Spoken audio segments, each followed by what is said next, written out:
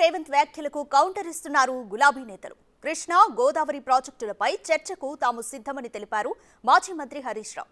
Assembly సమావేశాలు ఎప్పుడు పెడతారో పెట్టండి, శాసనసభలో దిమ్మ తిరిగే సమాధానం చెబుతామంటూ సవాల్ విసిరారు. కేఆర్ఎంపీకి ప్రాజెక్టుల అప్పగింతకు 10 ఏళ్ల తమ పాలనలో ఒప్పుకోలేదని, నీటి పంపకాలపై కేంద్రానికే అనేక షరతులు పెట్టామన్నారు కేటీఆర్. రేవంత్ సర్కార్ మాత్రం కేంద్రం ఒత్తిడికి తలొగ్గి రాష్ట్ర ప్రయోజనాలను ఫణంగా పెట్టి ప్రాజెక్టుల అప్పగింతకు ఒప్పుకున్నారని మండిపడ్డారు. పోతిరెడ్డిపాడు ప్రాజెక్టు గురించి అడిగే హక్కే రేవంత్ రెడ్డికి లేదని ధ్వజమెత్తారు. విషయం మీద మాట్లాడు, చర్చ పెట్టు, అసెంబ్లీలో లేదో అసెంబ్లీలో చర్చ పెట్ట మాట్లాడు. Yes, we're ready. నువ్వు ఎప్పుడు పెట్టావో పెట్టు, నీ దిమ్మెది రేటట్టు అసెంబ్లీలో సమాధానం చెప్తాం బిడ్డ.